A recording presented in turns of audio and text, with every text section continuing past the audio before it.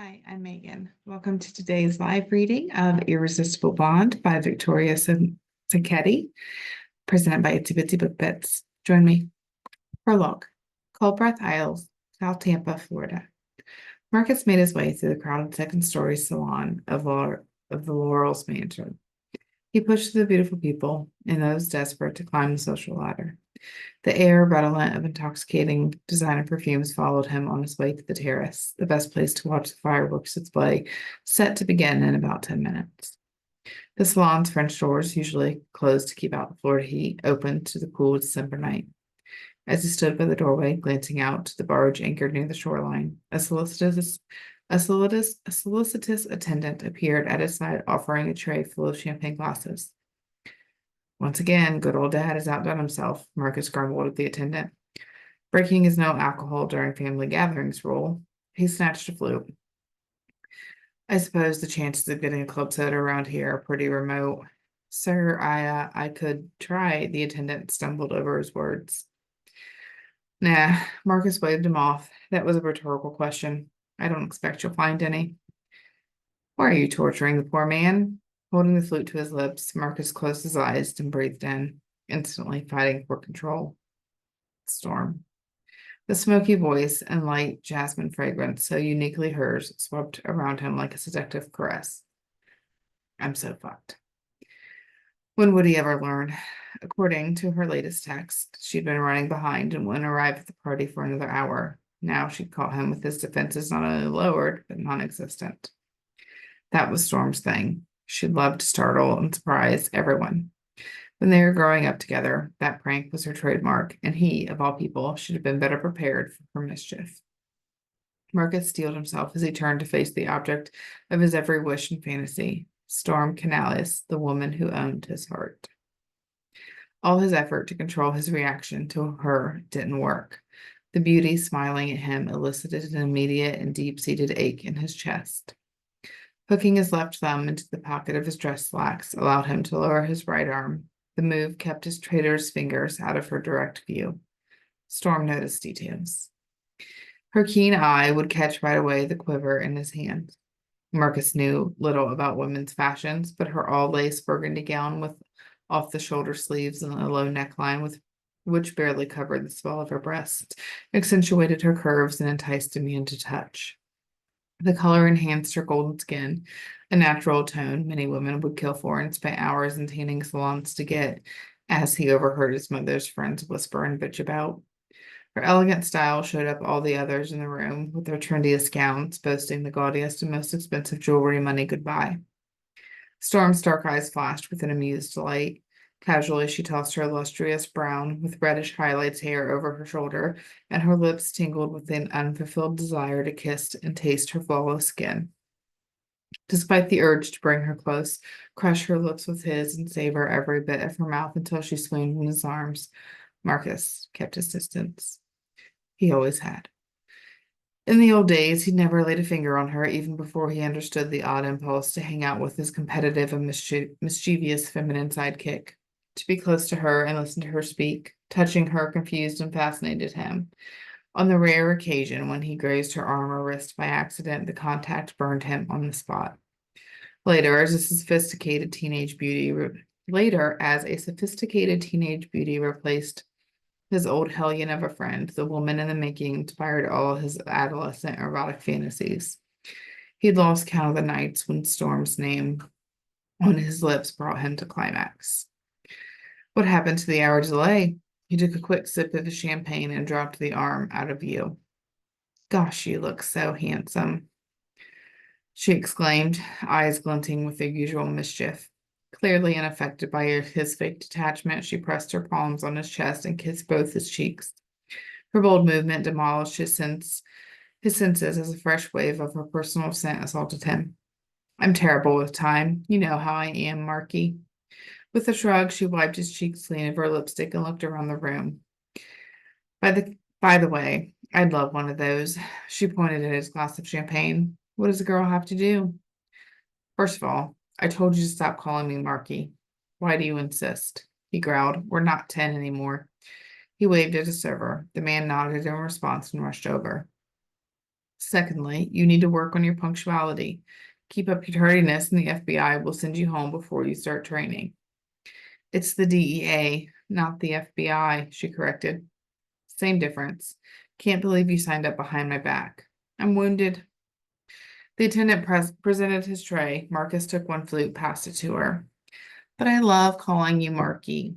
The nickname takes me back to happy times. We were so carefree, remember? We had no idea the world was a hard, cruel place. She frowned. I didn't sign up behind your back. You just weren't paying attention to my studies.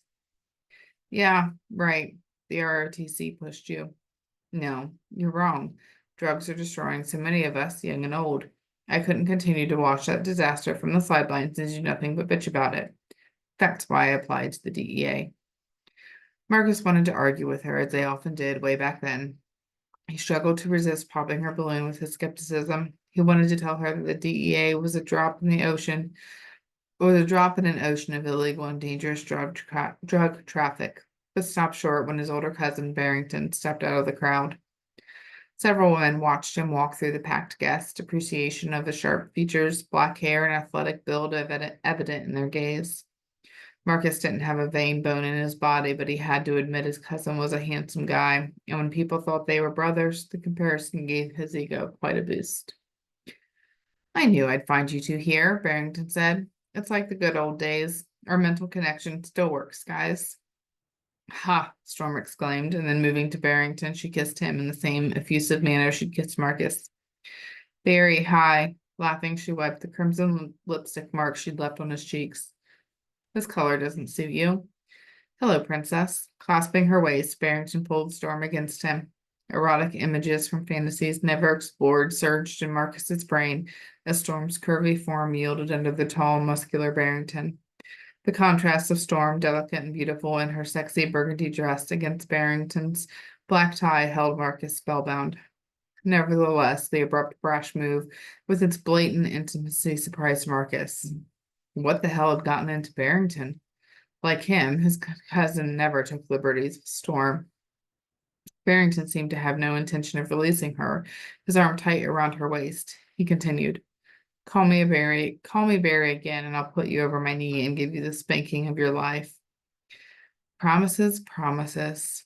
The happy giggle and her unusual delight at the word spanking sent a flurry of signals to Marcus. What the fuck is going on? Storm is flirting. Openly. Marcus gave his cousin a questioning look. Barrington's blue gaze sent back a silent confirmation. First cousins, Barrington and Marcus were as close as brothers. They didn't hide their youthful infatuation for Storm from each other, which later developed into full-fledged devotion. Instead of jealousy or typical male possessiveness, both cousins came to terms with their emotions and desire for the same amazing woman. All three grew up attached at the hip, climbing trees together, skinning elbows and knees at the same time, and playing identical games. They gave no allowances in their play because Storm was a girl. She gave as good as she got. When they couldn't attend the same private schools because of economic constraints, Storm's resources were modest compared to the rich Lauriers. The trio spent countless hours after-school hours discussing math theories and historical events together. They were three hearts and three minds and one identical and roomy soul. Why not live and love the same way they grew up? It was nothing new for Marcus and Barrington, both practicing dominance, had shared women before and thoroughly enjoyed it. The concept of loving and living with Storm in one home had made sense to them. Why should they conduct their lives any other way? If society disapproved, screw them all. Hopes, dreams, desires, not a whisper was revealed to Storm. Why overwhelm her with the truth she wasn't ready to handle? They were crazy about her, but she might not be interested in either cousin. That way, never mind, both. Revealing their feelings could alter the way she saw them, change the relationship, and even kill it. Neither cousin was willing to take that chance. Storm wasn't the only one kept in the dark about Marcus and Barrington's secret emotions. Their parents, the dignified, respectable, and leading Laurier couples didn't have a clue. Marcus's parents, Oliver and Agnes, and Barrington's parents, Regis and Elaine, would be horrified and pitch a huge fit if they got wind of their offspring's proclivities and desires. Hey, cuz, Frowning, Barrington pointed at Marcus's champagne glass. If there's champagne, then scotch has to be somewhere nearby. Dear Uncle Oliver didn't spare expenses. Be right back.